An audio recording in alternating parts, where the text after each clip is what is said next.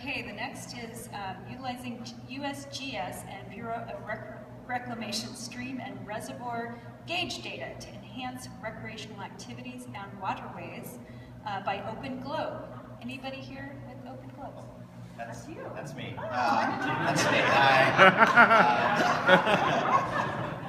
There were a number of folks I noticed that were interested in stream gauge related things, recreation. If you have another issue open, we'll get to it.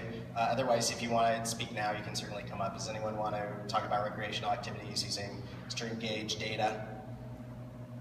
Okay. No? Okay. All right. So we'll move on. Next one, we've got Data Improvement by Jay Moe. Seeing no taker. Oh, sorry. Oh, I think we got somebody. All right.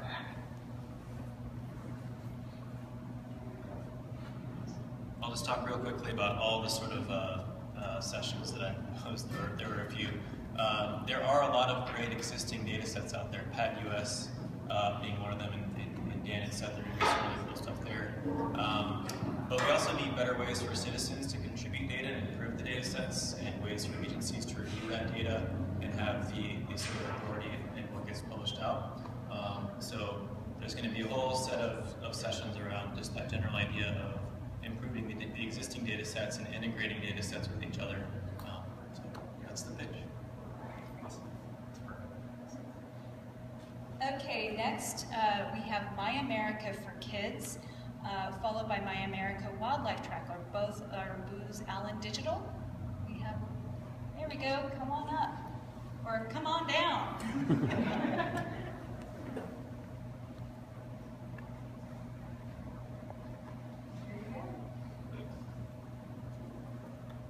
Good morning, everyone. My name is Bill Ott. I'm with Booz Allen Hamilton, the digital team. And we actually have 3 ideas today to share. The first one, we changed the title to be called Park Craft for Kids.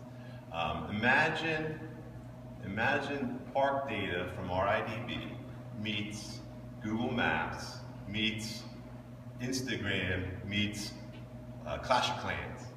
So I have 3 boys, and 2 9-year-olds and a soon-to-be 2-year-old. My 9-year-olds love technology. They can spend hours programming Java mods for Minecraft. The challenge is to get them out of the house. And in fact, also my soon-to-be 2-year-old, when he was 18 months, he could pick up an iPad, swipe it open, he could find YouTube, he could launch it, find a video, all at 18 months. And even if I try to move the YouTube icon around, he could still find it and do all that at 18 months. So my kids love technology, so my wife and I struggle with how do we get them out of the house? And right now, when we get them out of the house, it's usually without the technology. So this concept is, let's bring the technology with them outdoors. So imagine, going back to the app, so imagine you can log into an app, you get to a picture of the United States, and on that map is pins of where all the parks and all of the great monuments that he or she has visited over time. And they can track that as they grow up. And they also can indicate where they want to visit. And they can interact with their friends and see where their friends have visited through Instagram and pictures and social media and things of that nature. And then while they're at the park, certainly they can take the pictures and share that with their friends through this app. And then finally, the Clash of Clans comes into play. My kids love competition. They love, competing against their friends. So as they're taking pictures and as they're engaging, they're earning points and they're able to level up as they visit more parks and earn points through that. So it's kind of that concept. So that's our first idea. Thanks. I have a way to get my 7-year-old outside now. There we go with that idea. Great. And the next is Slack team for Dev Summit participants. Here we go. I like the hustle. Good job. So this isn't actually a proposal. It's just a notification that we've set up a Slack team. It's kind of like IRC or some sort of chat channel. And you can invite yourself at dev4outdoors, the number 4, .herokuapp.com. And then there's a bunch of us there already. It's going to be a really good way to collaborate among teams and ask questions. If you say, hey, who knows about USGS gauge data? And that way you don't have to go up and say, hey, who knows about USGS gauge data? You can do it. And no one will hear you, but everyone will see you. So come join, and hopefully it will be helpful for everyone. Could you write the URL over there? Sure. Yeah, thank you. And what's No, your both name? of you. Oh, I'm Seth Fitzsimmons from Statement Design. Great, thanks, Seth. Social media and parks, Dan Rademacher, did I say that? Wow, that's a first. Here we go. Dan Rademacher, also from Statement Design, work with Seth. We've done work harvesting social media from all the parks in California, a website called caliparks.org that took park shapes of 11,826 parks and then intersected them with social media data from Flickr, Instagram, Foursquare, and Twitter. And then for that project, we re-harvest that data every 24 hours, so you get sort of a real-time view of what people are seeing and experiencing in the parks. And we thought it would be pretty cool to have a similar thing for RIDB. We've already done a little work. RIDB doesn't have shape, so we intersected it as best we could with PAD-US, as Jeremy was saying, trying to bring the PAD-US into the fold. And this is issue 17. We may combine it with some other stuff, but if, like, with the Booz Allen proposal where you want to do, we didn't harvest Instagram because it's a lot. It's cooler, but it takes a long time.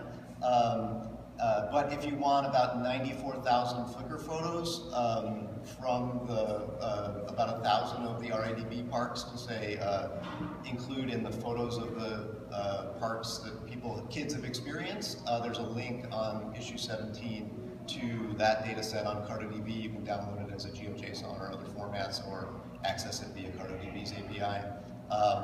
The goal here would be to combine that kind of Flickr photo data with anything that people are doing here. And we may combine it with some stuff that Seth's going to talk about with Strava also. So social media, real-time experience, almost real-time experience of what people are seeing in parks. Thank you, Dan. And next, we see a title of Let's Get Every Kid in a Park and Get Them Excited About It. Anybody here? I'm excited. Okay, I know that's related to something that Kat said, so we'll more on that.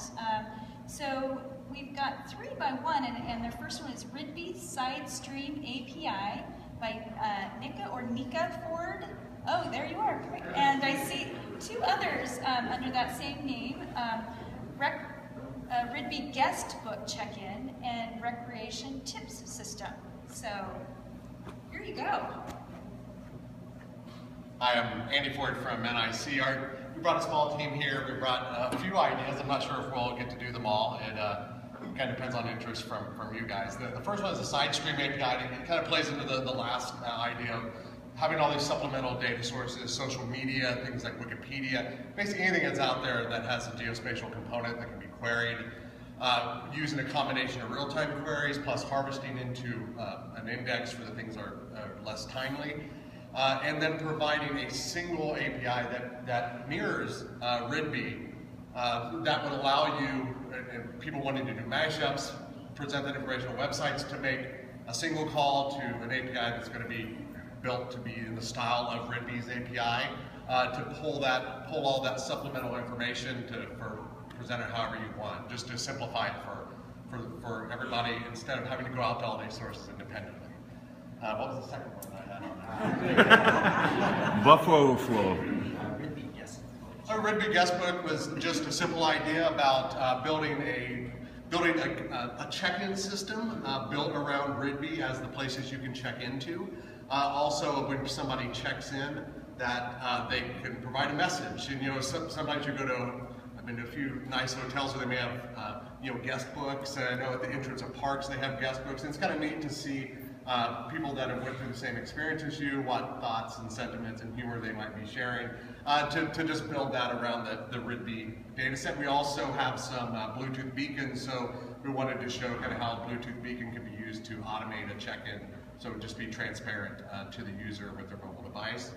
Then the final idea was a tip system, and this was really to see if we could use metadata in RIDB, data that's from external sources that we can correlate with RIDB, as well as the user community to generate tips for somebody who's about to go on a trip, things like what you might want to bring, things you might want to see, things you might want to do, and use that data there that we have in RIDB, some of the new stuff that's been added recently, to automatically generate them, provide a way for agencies to generate kind of official tips, and then have community tips that could be uploaded, downloaded, and moderated by that community. That's all right. Thank you. Great ideas.